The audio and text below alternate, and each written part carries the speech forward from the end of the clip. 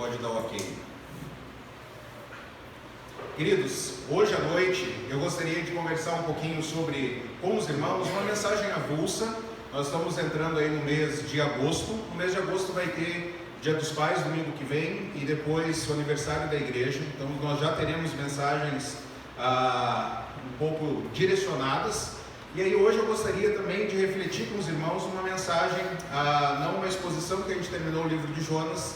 E no mês de setembro é um mês muito especial, porque nós teremos eleições. Também é um mês considerado Setembro Amarelo, onde a gente quer refletir sobre algumas questões de confiança em Deus. E hoje gostaria de falar sobre pastorado, sobre pastor. Não é setembro, é outubro. Outubro amarelo. Não. As eleições é outubro, só que é dia 2 já. Então aí a gente vai refletir já, preparando para as eleições que são dia 2. E aí hoje eu gostaria de falar com os irmãos, conversar com os irmãos acerca de sobre o pastorado, né? E aí é uma mensagem que é uma mensagem para mim. Aí você fala, então posso ir embora? Estou liberado, né? Não, porque é algo para você saber como orar por mim, o que exigir de mim, o que cobrar de mim, e não esperar nada menos do que isso, né? Se algum dia você se muda, está em alguma outra igreja, você pensar nisso aqui também, acerca desse apelo, e porque a gente tem visto tantos escândalos no ministério pastoral nas igrejas, que causam uma tristeza muito grande ao nosso coração, muito grande. Algumas pessoas que não deveriam nem carregar o título de pastor, não que esse título é muito importante, até prefiro que me chame direto pelo nome, né? Porque às vezes parece que tem aquela cobrança, não, é o pastor fulano de tal, né? Nós veremos hoje aqui também, nós somos pecadores que estão em direção a Jesus, nós precisamos nos ajudar uns aos outros, e não é porque tem o título de pastor, mas algumas pessoas se aproveitam disso, né? Eu gostaria de fazer uma leitura aqui de um relatório sobre uma comissão pastoral, né? Que estava no processo de sucessão. E eles levantaram alguns nomes aqui para escolher um futuro pastor para eles, né? E aí a comissão deu esse relatório. O primeiro tinha o nome de Adão. Eles falaram, é um bom homem, mas ele tem problema com a esposa dele. Também houve informação que tanto ele como a esposa, eles costumam andar pelados pela mata de vez em quando. Noé, no pastorado anterior dele, ele ficou 120 anos, mas ninguém se converteu além da família dele. Ele é muito dedicado a projetos extravagantes. Abraão já ofereceu compartilhar a própria esposa dele com outro homem. José é um cara que acredita em sonhos e também é ex-presidiário. Moisés, ele é manso, mas a comunicação dele não é boa. Conta-se que ele talvez seja até gago, algumas vezes até já perdeu a paciência, e no ministério anterior ele saiu de lá com suspeita de assassinato. Davi é o líder mais promissor de todos, até que descobrimos que ele teve um caso com a esposa de um de seus obreiros. Salomão é um grande pregador, mas na nossa casa pastoral não cabe tantas esposas que ele tem. Elias é dado à depressão, ele entra em pânico de vez em quando. Oséias é um pastor terno e amorável, mas nosso pessoal não sabe como lidar com a esposa dele, a profissão dela. Jeremias é emocionalmente instável, alarmista, negativista, sempre lamentando as coisas. Meio estranho, conta a história que uma vez ele viajou para enterrar roupas íntimas à margem de um rio. Jonas é bom porque a mensagem dele é curta, é 5 palavras só, né? Mas ele é um cara que acaba meio desobediente ao Senhor e acabou, conta a história aí, que ele foi engolido por um grande peixe. João diz que é batista, mas ele não se veste de forma apropriada, ele também provoca os líderes denominacionais. Paulo é um líder poderoso, é um alto executivo, um pregador fascinante, contudo ele tem pouco tato, ele é implacável com os jovens ministros, ele é muito severo, soube-se que ele prega a noite toda, também tem problema com os olhos e afeta a visão dele. Pedro teve uma discussão face a face com Paulo, né? Ele é agressivo, diz que ele anda com uma faca, até já cortou a orelha de um policial. Tiago e João, a vantagem é que são um combo aqui de pastores, mas diz que eles ameaçaram uma cidade inteira depois de um insulto. Timóteo é muito jovem, Matusalém é muito velho. Jesus diz que uma vez a igreja dele chegou a 5.000 membros, mas ele conseguiu ofender a todo mundo. Depois a igreja ficou só com 12 pessoas. Raramente ele para num lugar só e ele é solteiro. E tem Judas Iscariotes, um grande planejador, conservador, tem boas ligações, sabe como lidar com as finanças, e a decisão dessa comissão é que a gente chame Judas então para pregar no próximo domingo para a gente conhecer ele. Infelizmente, às vezes o processo de escolha, né, de pastor, ela ocorre fora de alguns padrões que o Senhor estabeleceu na palavra. Em 1 Timóteo 3, Tito 1, 1 Pedro 5, fala quem deve ser o pastor. Mas eu gostaria de falar hoje sobre o que o pastor faz, né? O que as pessoas devem esperar do pastor. Talvez a sua imagem de pastor, aquilo que você espera de pastor, tem muito a ver com as experiências que você já teve. E aí você vai formando uma imagem, ou boa ou ruim, de como deve ser um pastor. Hoje em dia, você vê em algumas igrejas que as pessoas, além de dar o dízimo, tem alguns locais que elas têm que dar ainda 3% ainda para o pastor. Você vê escândalos aí, né, sobre barras de ouro. Você vê campanhas, às vezes, né, para trocar um carro, ter uma outra casa. Pessoas que têm que pedir a bênção do pastor para fazer isso. Né? Será que eu posso fazer tal faculdade? Posso mudar de casa? Posso casar com fulano? Tem que pedir a bênção do pastor. Muitos pastores hoje entrando na política, muitos pastores hoje entrando nesse ramo, e eu creio que a igreja de Deus deve ingressar na política, mas quem é pastor deve se dedicar ao pastorado. Nós veremos isso, né? E essas pessoas acabam entrando na política e cada vez galgando posições maiores. Nós vemos muitas vezes carros fortes saindo dos locais onde a igreja está reunida para levar todo o dinheiro que ali foi arrecadado. Técnicas para extrair dinheiro do povo. Para ser um pastor, o que é necessário fazer? Como eu disse, esse é um apelo para o Onéias, esse é um apelo para mim, é começando comigo, uma pregação para mim, e você me ajudar, e você saber qual deve ser a minha responsabilidade, não esperar nada menos do que isso. Que isso seja um compromisso para você, falar, Onéias, as suas áreas de dedicação devem ser essas. É um apelo. E eu gostaria então de começar esse apelo falando em primeiro lugar acerca de apacentar. Abra sua Bíblia em 1 Pedro capítulo 5, versículo 1 e 2. 1 Pedro capítulo 5, versículo 1 e 2.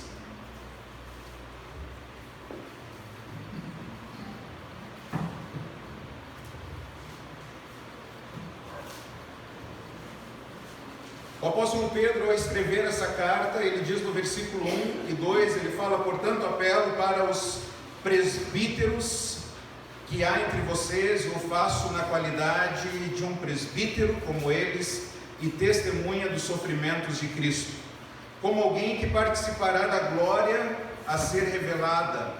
Pastoreiem o rebanho de Deus que está aos seus cuidados. Olhem por ele não por obrigação, mas de livre vontade, como Deus quer. Não façam isso por ganância, mas com o desejo de servir.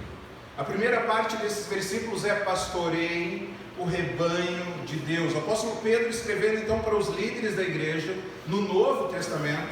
Os líderes espirituais da igreja, eles são chamados de presbíteros, ou seja, mais de um. E Pedro escreve para eles e fala, pastoreiem a igreja de Deus. É impossível nós lermos esse texto aqui e não lembrarmos a conversa de Pedro com Jesus. Lá no capítulo 21 de João, Jesus chega para Pedro e pergunta, Pedro, tu me amas? Sim, Senhor, o Senhor sabe que eu te amo. E aí o que Jesus diz? Apacente as minhas ovelhas. Jesus pergunta de novo para Pedro, Pedro, tu me amas? Sim, Senhor, tu sabes que eu te amo. Apacente as minhas ovelhas. Jesus pergunta a terceira vez, Pedro fica triste, e eu não quero dar ênfase aqui nos vocábulos, nem na pergunta de Jesus, né, mais do que todos esses, mas na pergunta simples e direta de Jesus a Pedro: Pedro, tu me amas? Apacente as minhas ovelhas. Jesus, ele não está perguntando para Pedro aqui: Pedro, tu ama a sua vida, você ama o ministério, tu ama o sucesso, Pedro, você ama a ortodoxia, Pedro, você ama as opiniões corretas, Pedro, você ama as formalidades, Pedro, você ama o conhecimento. Não, Jesus está perguntando para Pedro: Pedro, você me ama, Pedro? Sim, Senhor. Então, Pedro, se você me ama, você vai cuidar das minhas ovelhas, você vai apacentar elas. E aí Pedro entendeu isso, e ele está escrevendo agora para os presbíteros da igreja: pastoreiem, cuidem, apacentem o rebanho de Deus. A metáfora que Jesus usou quando disse: eu sou o bom pastor dá a sua vida pelas ovelhas, é a metáfora que Jesus usou nessa instrução a Pedro em João 21, é a metáfora de pastoreio usada no Antigo Testamento. E veja o carinho de Jesus aqui, né? Veja a expressão rebanho, né? Algo precioso aos olhos de Deus, porque o rebanho não é do pastor. Talvez você já ouviu isso. Eu pessoalmente eu não concordo muito com isso. Você nunca viu eu falar isso: essa aqui é a minha ovelha. Você já ouviu eu falar isso? De apresentar para alguém e falar: esse aqui é a minha ovelha. Porque eu reconheço que a ovelha, as pessoas, não são monéias, elas são de quem? De Jesus. Talvez é uma expressão carinhosa que algumas pessoas usam: a minha igreja, as minhas ovelhas. Mas eu temo até falar isso, porque as ovelhas não são nossas, a igreja não é nossa, é um rebanho precioso, porque esse rebanho é de Deus, e esse rebanho foi comprado por Jesus, pelo sangue que Ele derramou, e Deus não passou a posse das ovelhas para os pastores. Deus não falou: agora são suas, cuide delas. Não, é o meu rebanho. Onés, você me ama? Amo, Senhor. Então cuide das minhas ovelhas, elas não são suas. O presbítero não é dono do rebanho. O presbítero deve cuidar, deve alimentar, deve proteger, deve conduzir as ovelhas de Jesus. Em Atos capítulo 20, versículo 28 a 30, o apóstolo Paulo, escrevendo para os presbíteros da igreja de Éfeso, veja novamente o termo presbíteros aqui, ele escrevendo então para esses líderes da igreja de Éfeso, se encontrando, melhor dizendo, com eles, ele diz o seguinte: cuidem de todo o rebanho sobre o qual o Espírito Santo os colocou como bispos para pastorearem a igreja de Deus, que Ele comprou com o seu próprio sangue. Sei que depois de minha partida, olha o que Paulo está dizendo: presbíteros da igreja de Éfeso, cuidem do rebanho de Deus, que Ele comprou com o seu próprio sangue. E aí Paulo falando para ele: irmãos, depois da minha partida, ele diz o seguinte: lobos ferozes penetrarão no meio de vocês e não pouparão o rebanho. E para piorar ainda, ou seja, lobos ferozes vão atacar o rebanho para dispersar as ovelhas e matar as ovelhas e fazer ferir as ovelhas. E não para aí, ele diz: e dentro de vocês mesmos se levantarão homens que vão torcer a verdade.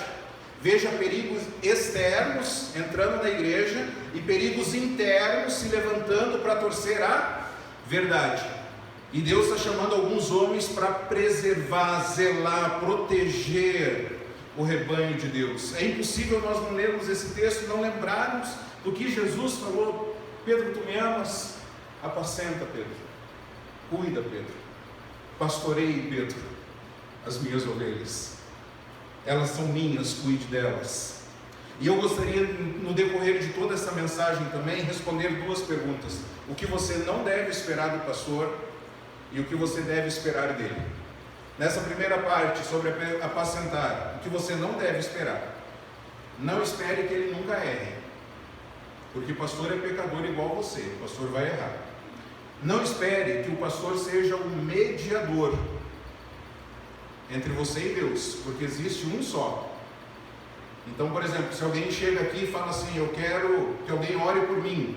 Entrou um visitante, ele fala: eu quero que alguém ore por mim. Ele vai querer que quem ore por ele?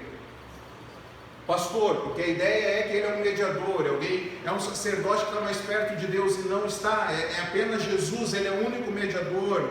Não espere que o pastor seja um super-homem, porque ele é fraco, ele é limitado, ele é frágil, poderoso é Jesus. Não espere que o pastor resolverá todos os seus problemas, porque ele não é onisciente. Não espere que o pastor sempre estará na sua casa em todos os momentos que você estiver passando, porque ele não está em todos os lugares ao mesmo tempo. Não espere que o pastor substitua o seu pai, a sua mãe, seu irmão, um outro pastor que você teve, não vai substituir. Não espere que o pastor seja o seu melhor amigo, porque você vai ter outros melhores amigos. O que você deve esperar então? Espere disponibilidade para se relacionar. O que você deve esperar? Disponibilidade para se relacionar, ou seja, alguém que vai estar sempre com o coração aberto para se relacionar com você. E talvez por afinidade, por algumas questões, ele não vai ser aquele amigão que você esperava. Você vai ter outros, isso não é problema. Mas espere dele nada menos do que isso, alguém que está com a porta do seu coração aberto.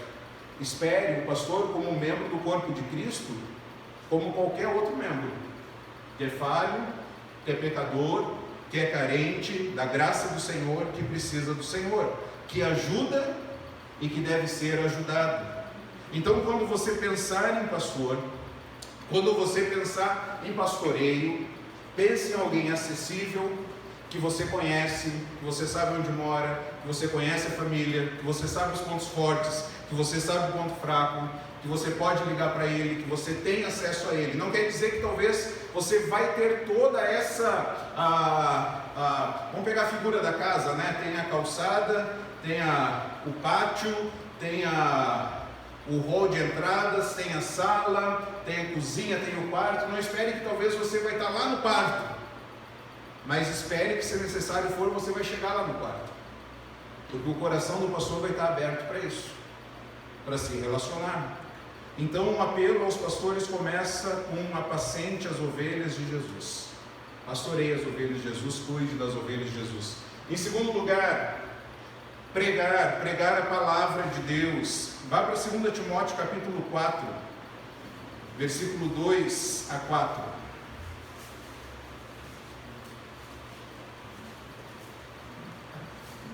2 Timóteo capítulo 4, versículo 2 a 4.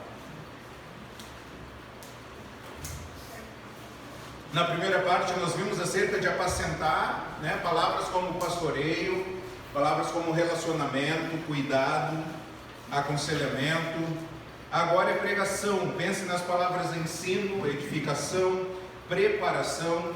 2 Timóteo 4, versículo 2 a 4 diz: pregue a palavra, esteja preparado a tempo e fora de tempo, repreenda, corrija, exorte com toda paciência e doutrina, pois virá o tempo em que não suportarão a sã doutrina, ao contrário, sentindo coceira nos ouvidos, juntarão mestres para si mesmos, segundo os seus próprios desejos.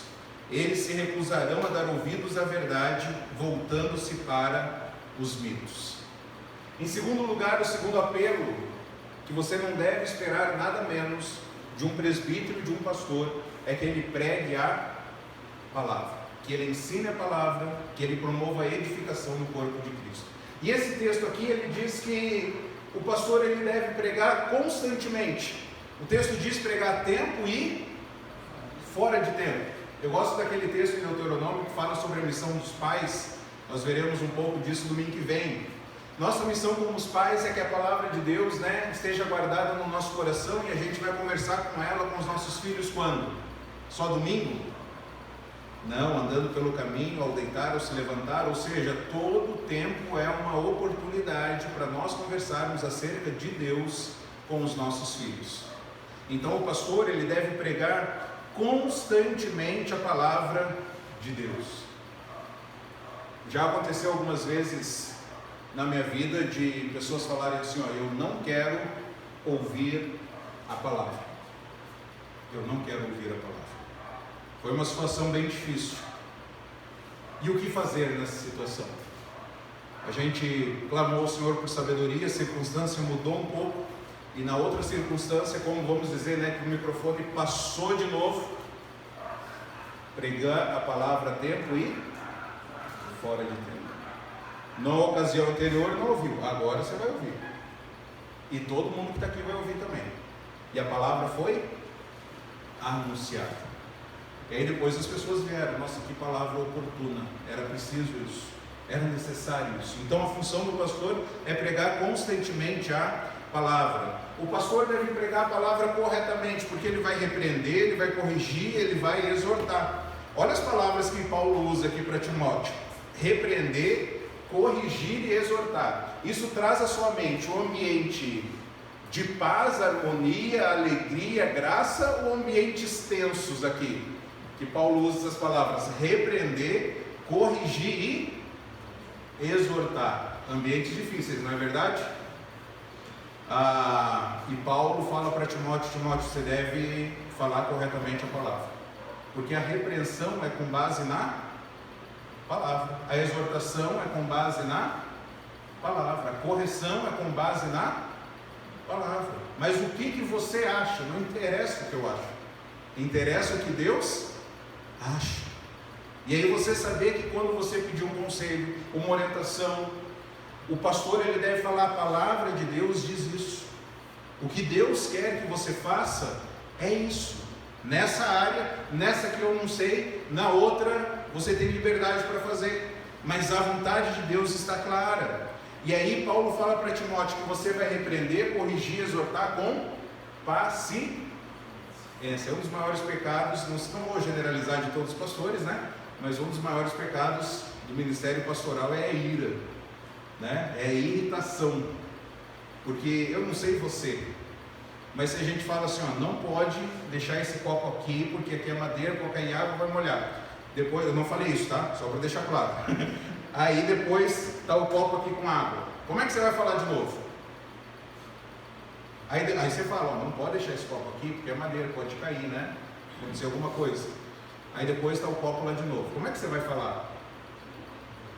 Né? E às vezes na igreja, alguém apanha, e sendo ele que é a primeira vez que ele fez, né?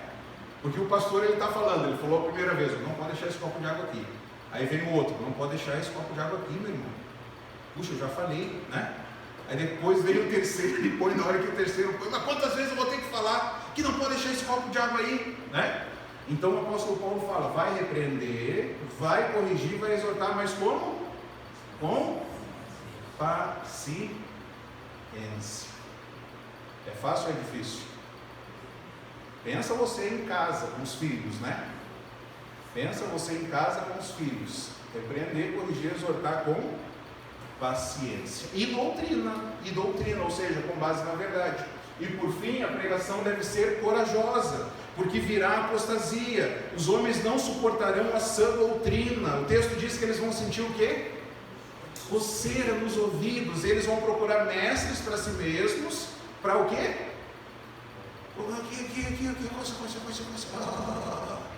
Eles vão procurar mestres para si mesmos, para ouvir aquilo que eles querem ouvir, não aquilo que eles precisam ouvir. Eles vão se recusar a ouvir a verdade. Eu não quero mais ouvir isso, cansei, chega, vou procurar outro pastor, vou procurar outra igreja, vou mudar o canal, vou parar de fazer isso, eu não quero mais ouvir, chega. E aí eu fiquei pensando, as pessoas chegando para Timóteo, falando, Timóteo, chega Timóteo, para, ninguém mais te ouve Timóteo, ninguém dá importância para o que você está ensinando, você está pregando para ossos secos Timóteo, para de pregar, vai vender sorvete, faz outra coisa na sua vida, para de pregar a palavra. E Paulo fala, pregue a palavra. Por quê? Porque vai acontecer isso. E se acontecer de ninguém ouvir, alguém tem que continuar falando, alguém tem que continuar anunciando. Vá para 1 Timóteo capítulo 5, versículo 17. É um texto bem interessante também acerca dessa função de ensino do presbítero. 1 Timóteo 5, 17. Os presbíteros que lideram bem a igreja são dignos de dupla honra, especialmente aqui. Lembra que presbíteros é a ideia de grupo, né? Então vai ter um grupo, e alguns desse grupo eles vão se dedicar mais, cujo trabalho é a pregação e ao ensino. A palavra trabalho aqui, alguns vão se dedicar, eles vão se dedicar, vão ter o trabalho, cujo trabalho é a pregação e o ensino. A ideia aqui dessa palavra trabalho, que o apóstolo Paulo usa, é de trabalhar até a exaustão. Veja bem, trabalhar até a exaustão. Você já se perguntou, você já ouviu falando, se você já falou, não fala para mim. Você já ouviu talvez alguém falando assim: pastor está cansado do quê? Onde já se viu o pastor está cansado? Pastor não faz nada. Nossa, eu ouvi uns nada aí, viu? Pastor não faz nada. Eu lembro de uma ocasião, né, que eu estava no escritório trabalhando, e uma irmã veio conversar comigo, uma irmã de idade, acho que eu já contei isso para os irmãos. Ela precisava fazer uma reforma na parte elétrica da casa dela. Chegou para o irmão da igreja, que mexia nessa área, ele estava chegando na igreja, falou: você pode mexer lá? Posso, vou lá, deu preço, tal. Chegou lá, o cara era gaiato, esse cara era sem vergonha mesmo. Ele chegou lá e viu que ela era idosa, e ela falou: eu vou tirar mais dinheiro dela, né? E aí ela, muito esperta, ela pegou e falou: ó, combinado não sai. Cara, eu pedi para você vir, você olhou, você analisou, você deu o teu preço, eu aceitei, é isso que está combinado, então você vai terminar o serviço. O cara se enfureceu lá no telhado, porque ninguém me valoriza. Eu faço curso, eu me preparo, estou aqui trabalhando, só valorizo o pastor que fica lá na igreja, sentado o dia inteiro sem fazer nada. Aí ela veio me contar e eu falei: cara, o que eu tenho a ver com o acerto de vocês? Eu estou aqui trabalhando, né? E o cara está lá bravo no telhado e fica me xingando, porque a ideia que as pessoas têm é que pastor não faz nada. Se você quer testar a minha ira e a minha santidade, então você me ligar, pergunta assim: ó, você estava dormindo? Nossa, meu irmão, pode ser que eu responda com paciência para ti, pode ser que eu responda com paciência, mas por dentro, meu irmão, mas sobe, né? Isso acontece toda hora, pode ser 5 da manhã, já aconteceu de me ligarem 4:30 da manhã, você estava dormindo? Não, estava acordado, estava orando lendo a Bíblia aqui por ti, meu irmão, né? Claro que eu estava dormindo, né? 4:30, 7 da manhã, 9 da manhã, 10 da manhã, meio-dia, 2 da tarde, qualquer hora do dia, a pessoa liga para o pastor e pergunta: você estava dormindo? Né? Sobe gente, mas sobe uma ira, assim, ó, você não tem noção. Já aconteceu vezes a gente irmos dormir 4:30 da manhã, aconselhando e cuidando, casos dificílimos. Não é caso assim: estou preocupado com o futuro. Casos extremamente difíceis. A gente dormir 4 da manhã. E aí, claro que você vai acordar mais tarde no outro dia, né? Mas não adianta, né? Deu às 6 da manhã, não está em pé ainda, né? Isso não é sempre que acontece também, né? Obviamente, esses são casos extremamente esporádicos. Mas a ideia aqui da palavra é trabalhar até a exaustão, né? Pregar a palavra constantemente, corretamente, corajosamente, ela luta. Você precisa entender isso.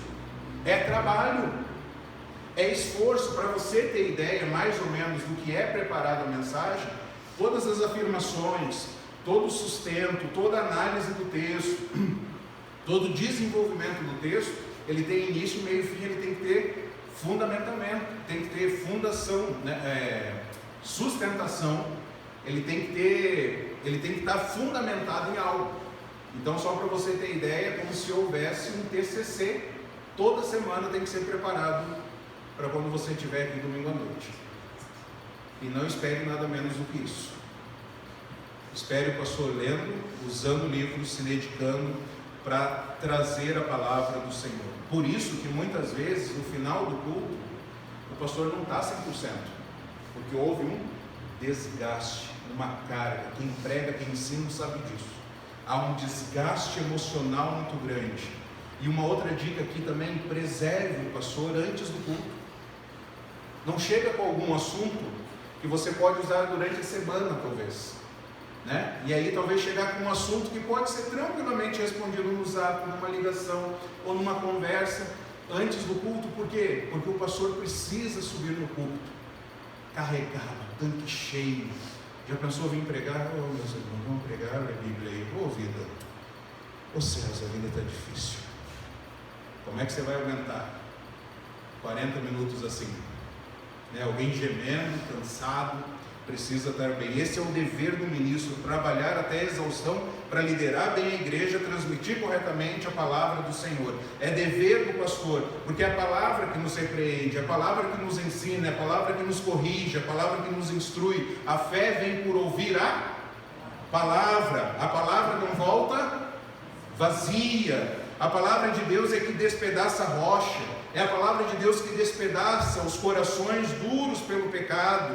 E por mais que outras tarefas sejam importantes na igreja, é dever do pastor se dedicar à palavra de Deus, se afadigar para ser um obreiro aprovado. Aqueles que são chamados por Deus, então é obrigação deles pregarem a palavra, trabalhar até a exaustão para oferecer um alimento de qualidade. Se a pessoa vai rejeitar o alimento, é ela e Deus. Mas você se desloca da sua casa para vir até aqui aos domingos, e você precisa saber, eu estou indo para lá para ouvir a palavra de Deus. Eu não quero ouvir a opinião do Onésio. Eu converso com ele depois, mas eu quero ouvir a palavra de Deus. Quando você vai convidar alguém para vir na igreja, você sabe, lá você vai ouvir a palavra. Lá nós estamos presos à palavra de Deus, porque nem só de pão viverá o homem, mas de toda palavra que procede da boca de Deus. Porque os céus e a terra passarão, e Jesus disse, mas as minhas palavras jamais passarão. Toda vez que está acontecendo uma pregação, toda vez que está acontecendo o ensino da palavra, meu irmão, uma guerra espiritual está sendo travada. Céu e inferno estão em jogo. Há uma batalha espiritual pela sua alma, pela minha alma. Quantas vezes você já veio na igreja e falou, cara, parece que está acontecendo alguma coisa, né? Você vem na igreja, você ou assiste um filme durante horas, não precisa de um banheiro, não dá sede, você fica sentadinho lá, mas na igreja dá sede, a bexiga aperta, a cadeira atrapalha, dá vontade de conversar, né? Mas para assistir o Batman 3 horas, tranquilo, ainda comendo e bebendo, né? Mas a bexiga aguenta, porque uma guerra espiritual está sendo travada.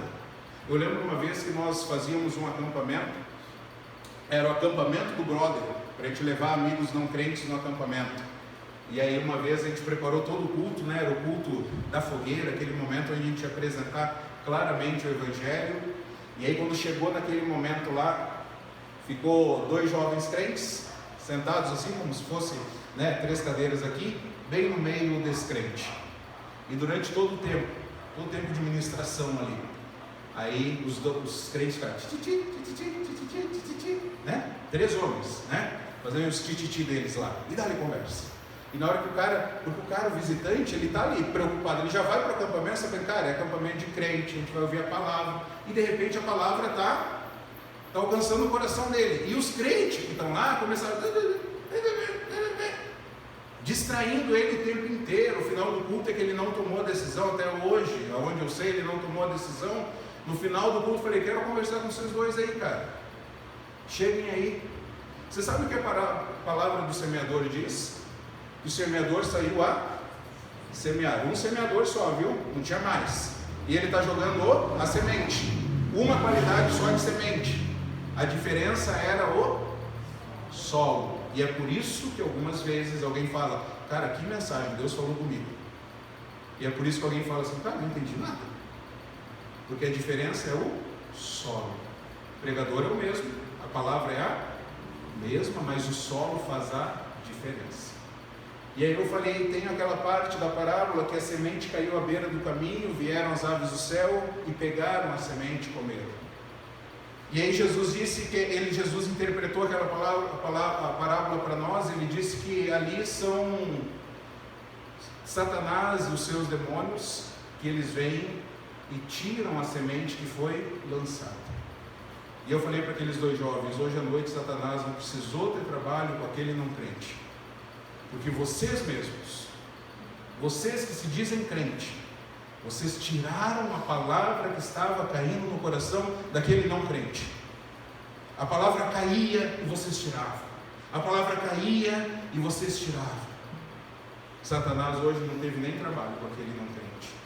Irmão, é luta espiritual, irmão. Por isso que a pregação é tão difícil. O pastor cansa, você tem luta, está sendo travada. Então, o que você não deve esperar? O que você não deve esperar com relação à pregação? Não espere que o seu pastor seja o melhor orador que você já ouviu. Não espere isso. Vai ter outras pessoas que vão falar muito melhor, vão ensinar muito melhor. Não espere que o seu pastor, o seu presbítero, o seu líder seja o melhor orador que você já ouviu. Não espere que depois de pregar, se doar, o pastor esteja 100% bem. Nossa, parece que você estava meio cansado depois do culto. Sim, cansado, né? Já aconteceu vezes de, cara, precisamos ir embora. Precisamos ir embora porque está acabando a bateria. Já sabe quando já acendeu a luzinha já? Precisa ir embora recarregar. Não espere ouvir uma palavra que vai te agradar. Não espere isso. Quando você vem aos domingos, eu quero ouvir o que Deus quer me ensinar. O que eu posso aprender? Deus, prepare meu coração hoje. E aí o que você deve esperar? Espere fidelidade ao texto. Nada menos do que isso. Espere uma explicação clara do texto. O pastor ele tem que explicar o texto. Espere uma aplicação. O que isso tem a ver comigo? E espere que a pregação aponte para Jesus. A pregação precisa apontar para Jesus. Em terceiro lugar, dever do pastor, ele deve evangelizar. Vá para 2 Timóteo, capítulo 4, versículo 5. Nós vimos o A, apacentar, P, pregar, e o E, evangelizar. Paulo falando para Timóteo ainda, no versículo 5, você porém seja moderado em tudo, suporte os sofrimentos, e aí ele diz, faça a obra de um evangelista, cumpra plenamente o seu ministério. O pastor ele não pode deixar de anunciar a criação. Deus nos criou. O propósito da nossa vida é vivermos para a glória de Deus. O propósito da nossa vida, vamos dizer juntos, é viver para a glória de Deus. Para o que você vive? Para a glória de Deus. Viver para a glória do Senhor, viver em harmonia com Deus, refletindo a Deus aqui nesse mundo, em harmonia com as pessoas, trabalhando, cuidando da criação. Mas é isso que acontece. Às vezes no aconselhamento tem umas perguntas que a gente faz, e uma das perguntas é, pelo que você vive? E aí se a pessoa é crente, ela diz, deveria ser para Deus. Mas, tem outras coisas que eu vivo também. Por quê? Por que isso? Porque o pecado entrou no mundo. O pecado tornou o ser humano rebelde. Ele não quer mais viver para a glória de Deus. Ele não quer mais viver para servir as pessoas. O ser humano quer viver para quem agora? Para si mesmo. Ele quer viver para si. À medida que cada ser humano pensa em si, a frustração, o caos, a dor, a morte, faz parte dos nossos relacionamentos agora. Cada um pensando em si. Desde Gênesis 3, o ser humano ele tem buscado, ele tem se esforçado para alcançar a salvação. E ele acha que a salvação é ter um bom emprego. Ele acha que a salvação é fazer uma boa viagem. Ele acha que a salvação é ter um bom salário. Ele acha que a salvação é ter um bom carro, uma boa casa, se vestir bem, comer em lugares bacanas. Mas não, a salvação encontra-se em Jesus. A salvação encontra-se em Jesus. Jesus veio ao mundo para fazer algo que nós não podemos fazer, porque nós somos pecadores. Jesus ofereceu um sacrifício aceitável, por isso que nós cremos em Jesus. A nossa fé está nele. Ele realizou um sacrifício perfeito e nós nos arrependemos dos nossos pecados. Nós pensamos coisas erradas, sim? Nós falamos coisas erradas, sim? Nós fazemos coisas erradas, sim? Porque nós somos pecadores. E que se não for a graça do Senhor conosco, nos chamando, nos alertando e nos mostrando para Jesus, nós continuaremos vivendo para nós mesmos. E quando nós cremos em Jesus, Romanos 8 diz que não há condenação para aqueles que creem em Jesus. Ou seja, a culpa do pecado é removida e a justiça de Jesus é imputada. Então, quando nós chegarmos no céu lá, a glória não será nossa. A glória é de quem? De Jesus. Porque foi Ele que nos chamou, Ele que nos perdoou, Ele que nos santificou, Ele que colocou a justiça em nosso coração. O Evangelho é o poder de Deus, então, para a salvação. E a fé ela vem por ouvir a palavra. O que você não deve esperar do pastor? Não espere que ele seja o único responsável por falar de Jesus e da sua obra. Não espere isso. O que você deve esperar? Que o pastor, o presbítero, seja alguém apaixonado por Jesus, que fale de Jesus. Qual é o assunto que você mais fala durante a semana? Faça o exercício aí. Comida, política, trabalho, cansaço, dores, atividade física, passado, futuro. O que você mais fala durante a semana? Espere do pastor que ele seja alguém apaixonado por Jesus, fale do seu amor e que desafie a igreja a compartilhar de Jesus. Esse é um apelo aos pastores. Evangelize. Em quarto lugar, espere que seja alguém que lidere. 1 Timóteo capítulo 3. Volta um pouquinho aí. 1 Timóteo capítulo 3.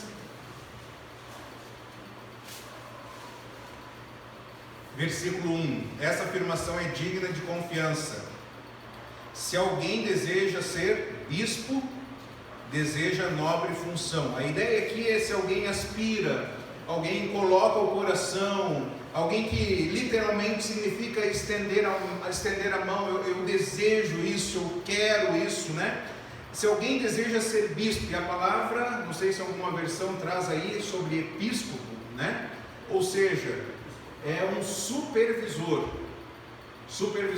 A palavra supervisionar já traz muita ideia do que Deus espera dos presbíteros, dos bispos, que são termos aí equivalentes, né? Bispo, presbítero e pastor é o mesmo grupo no Novo Testamento. Episcopo, alguém que supervisiona, ou seja, ele tem uma supervisão,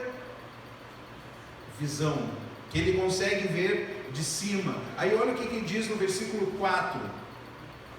E aí esse aqui é um dos textos que fala quem pode ser, né, presbítero, como Tito, como 1 Pedro 5.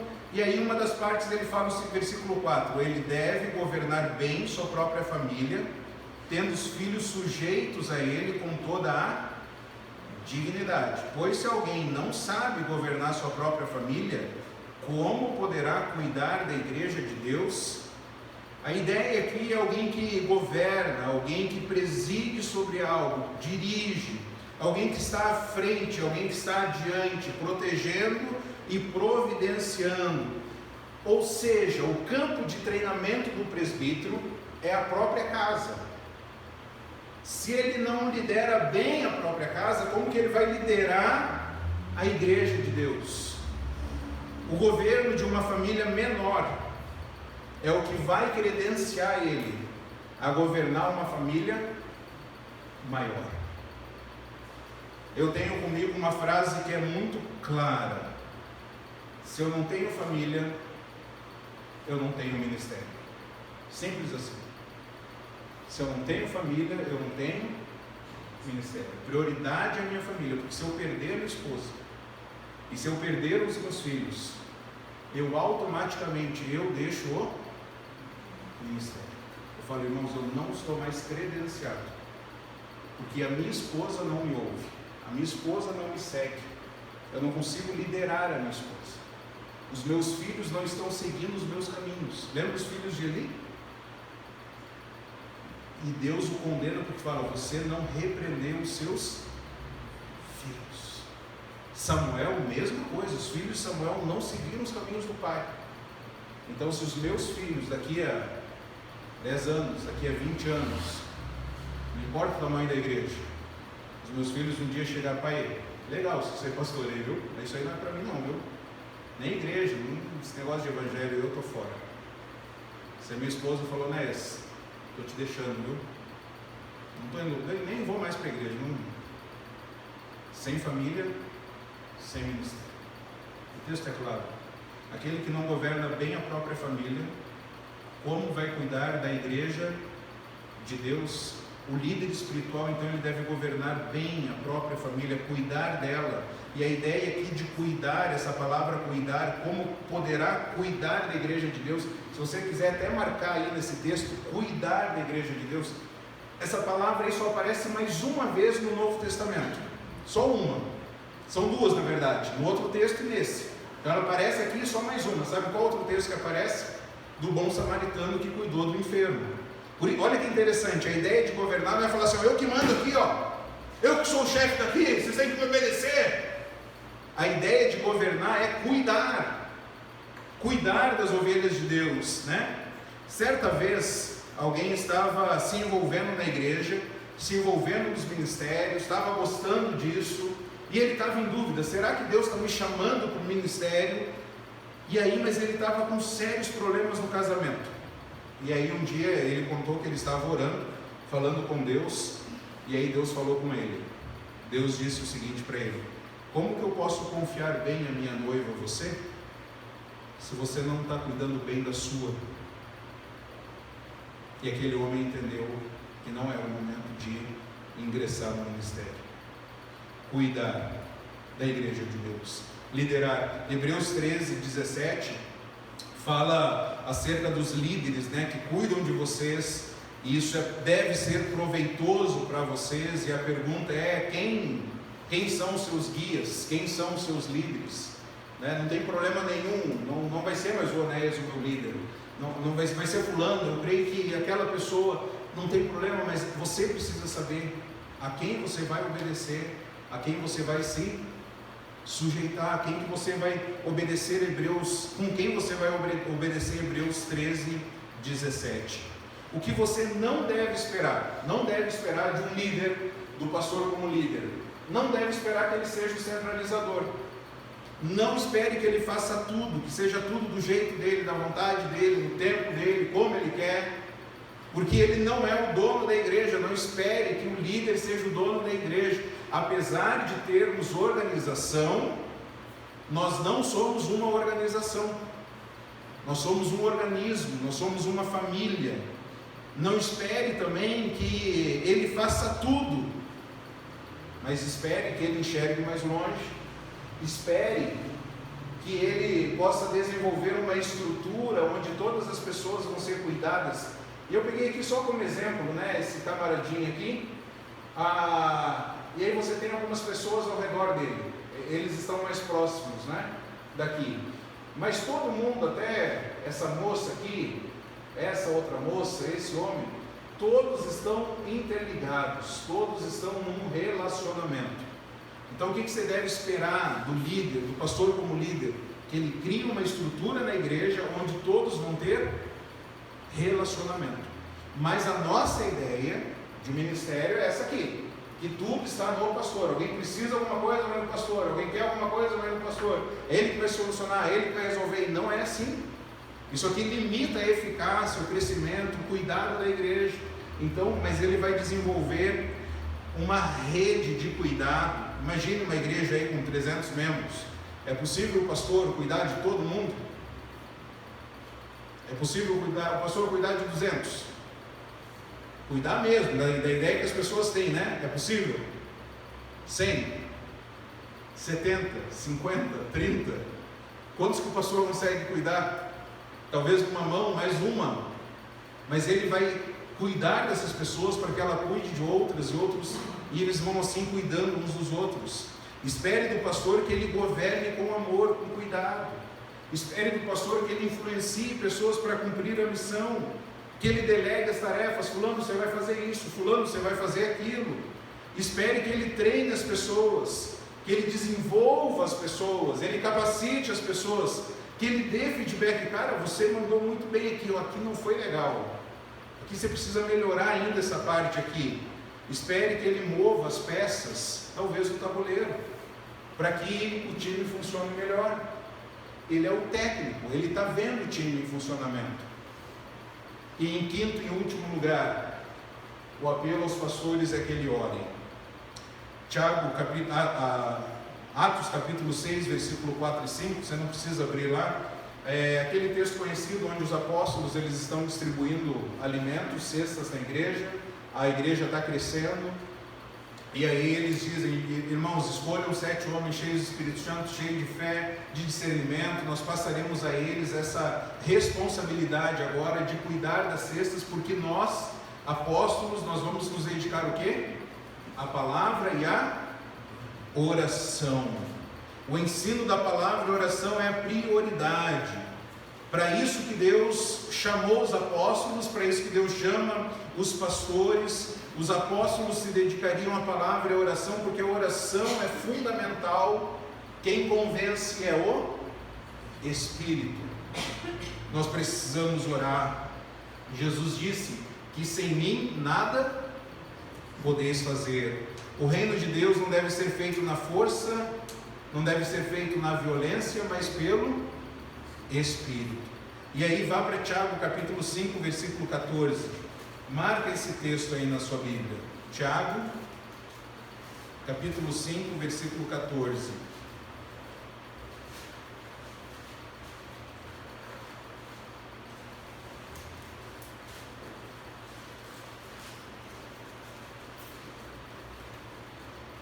Tiago 5,14.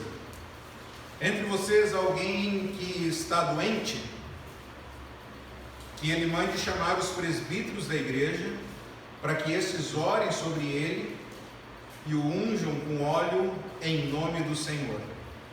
Se alguém está doente, o que a pessoa deve fazer?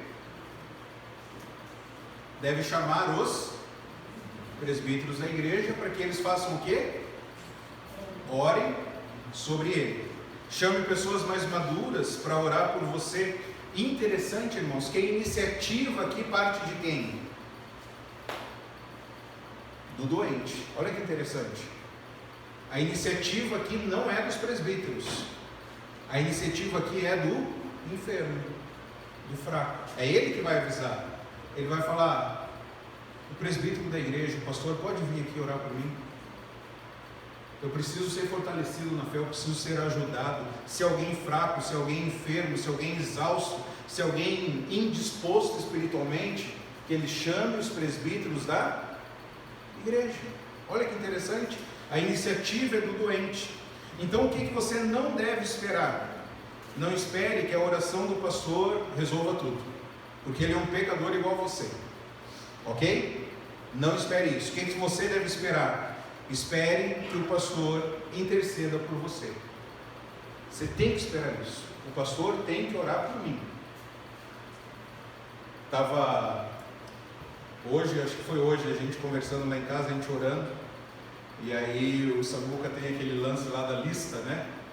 Então ele fala: eu não estou na lista.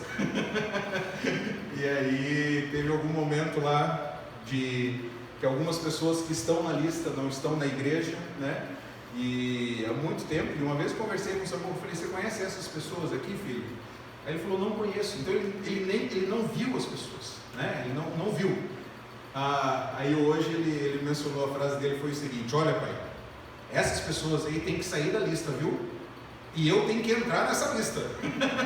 Ele estava bravo, né? Ele está bravo ainda com a situação. Eu tenho que entrar nessa lista. E eu fico provocando ele em amor, né? Obviamente, quando a gente vai orar pelos irmãos da igreja, eu falo: ó, filho, a gente vai orar por quem está na lista, viu? Aí hoje ele falou, né? Então tem que tirar, tem que mudar aí. Alguns nomes estão aí, tem que sair, e eu tenho que entrar. Eu e a Saninha, a gente tem que entrar nessa lista, né? Então orar, tem que esperar isso, que o pastor vai interceder por você, não apenas orar por você, mas orar com você também. Nos momentos difíceis, eu já mencionei isso para os irmãos, acho que são raras as situações onde talvez você vai compartilhar um pedido para mim que eu não fale assim: vamos orar agora, né? É no telefone, é em pé, onde for, no banco, no mercado, vamos orar agora, vamos orar juntos. Irmãos, A mensagem de hoje é um apelo aos pastores, um apelo para que apacente as ovelhas de Jesus, um apelo para que a palavra de Deus seja pregada constantemente, corajosamente, seja pregado corretamente. Um apelo para que o Onéias, além de apacentar, além de pregar, evangelize, para que o Onéias também possa liderar em amor, para que o Onéias possa orar pelos discípulos e com os discípulos. Pregar sobre isso aqui hoje traz uma responsabilidade muito grande, porque você está vendo, você está ouvindo, está sendo registrado, e aí você vai saber pelo que orar por mim também, para que eu cumpra as minhas funções. E um dia vamos dizer que eu bati a cabeça, eu não estou muito bem ajuizado. E aí, né, essa mensagem parece que você está tendo tempo para preparar a mensagem? Está se dedicando? Ou está vindo meio uma sopinha rasa aí? A gente estava acostumado com churrasco, a gente estava acostumado aí com costelinha de porco, né? Parece que está vindo uma sopinha rasa aí, uma sopinha de pedra aqui. O que está acontecendo? Nós queremos um pastor que pregue a palavra, que ore por nós, ore conosco, que anuncie as boas novas, que cuide das ovelhas de Jesus, que nos lidere em amor, faça esse time funcionar, que delegue tarefas, delegue responsabilidades. Irmãos, qual que é a motivação do Onéias em estar no pastorado? Qual que é a motivação de outros pastores? Eu não posso de novo falar de todo mundo, mas qual que é a motivação de outros pastores em estarem no ministério? Será que é poder? Será que é um local bom para ter poder, para ter posses, para ser popular, para ter privilégio? Não, meus irmãos, não. Nós não pastoreamos. Eu não pastoreio porque eu sou capaz, porque eu não sou capaz. Eu não tenho condições. Eu não pastoreio por algo que o mundo possa oferecer, porque nada nesse mundo pode recompor todo o sofrimento que o ministério traz. Nada que o mundo ofereça pode compensar o desgaste que nós temos de tomar a nossa cruz e seguir Jesus e sofrer como Ele sofreu, e sofrer por amor a Ele e por aquilo que Ele falou. Nós pastoreamos porque nós fomos alcançados por Jesus, chamados por Jesus, capacitados por Jesus. Um dia prestaremos contas a Jesus e um dia experimentaremos a glória do Senhor Jesus. Ele dará uma coroa de glória aos pastores fiéis.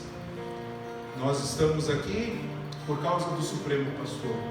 1 Coríntios 5, 1 Pedro 5, que nós lemos, fala: um dia se manifestará o Supremo Pastor, Ele virá e entregará uma coroa de glória.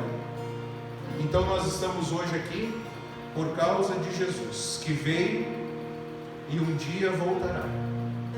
E que Deus nos ajude a que esse apelo seja uma realidade na vida desta igreja.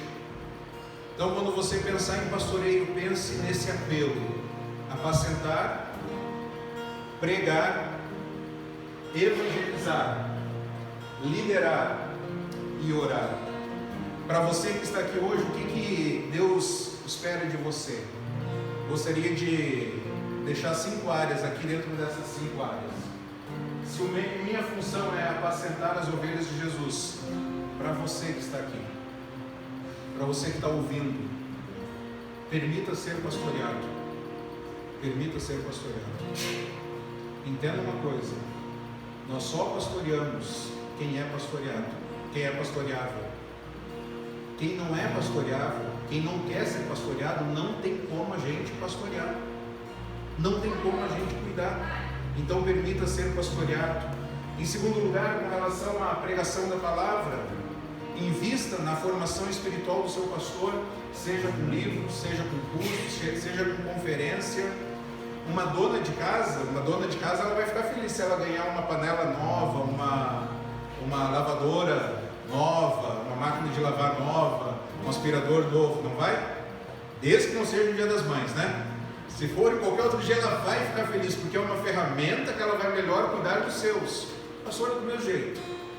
Livro é um baita presente, baita, né? Cursos, capacitação. Invista na formação, mas também receba a palavra com alegria. Você veio, você ouviu, o que Deus está falando contigo? coloco em prática. Essa é a maior alegria do pastor, ver a transformação da igreja. Olha, aquele dia Deus falou comigo isso, eu já estou colocando em prática. Não tem o que pague, irmãos, não tem o que pague a alegria que é isso. Cerca de evangelismo, apoia a visão do pastor, do líder, para que mais pessoas sejam alcançadas com o evangelho de Jesus. Com relação à liderança, obedeça aos líderes espirituais. Não é uma obediência cega, não é porque alguém falou você vai fazer, é submissão, é diferente. A palavra submissão, se colocar debaixo de uma missão. Qual a sua visão como líder? Aonde você quer nos levar? Eu vou me colocar debaixo dessa missão. Nós vamos cumprir essa missão aqui para a glória de Deus. E acerca de orar, chame o pastor, compartilhe a sua vida.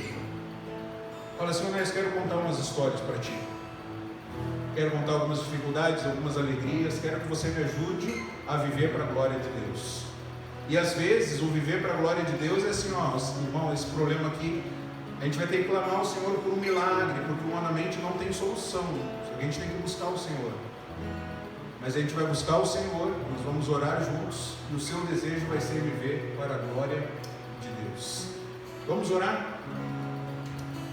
Ó Pai, que o Senhor nos ajude, que o Senhor nos abençoe, para que sejamos uma igreja bíblica a cada dia mais, uma igreja saudável, uma igreja que cresce em saúde, cresce em amor ao Senhor e em amor às pessoas. Nos use para formar em Araçamápolis uma igreja biblicamente saudável, que as pessoas saibam que aqui existe uma opção para aqueles que querem compromisso de andar na luz, andar seguindo a Jesus, e que aqui elas vão receber ajuda para serem transformadas à imagem de Cristo, nosso Senhor ressurreto, o nosso Senhor que vive, o nosso Senhor que voltará um dia para nos buscar. Nos use, ó Pai, nesse caminho, que eu venha a cumprir aquilo que o Senhor me chamou para fazer, de apacentar o rebanho que não é meu, é do Senhor, cuidar das ovelhas do Senhor, que eu possa alimentá-los semanalmente com a sua palavra, que eu possa anunciar as boas novas aos perdidos, que eu possa liderar, supervisionar, administrar todo esse time aqui para a glória e louvor do Senhor, que eu possa orar pelos meus irmãos e com os meus irmãos, e que juntos nós possamos viver para a glória e louvor do Senhor. É no nome de Jesus, nosso Senhor e Salvador, que nós oramos. Amém. Amém. Enquanto a equipe de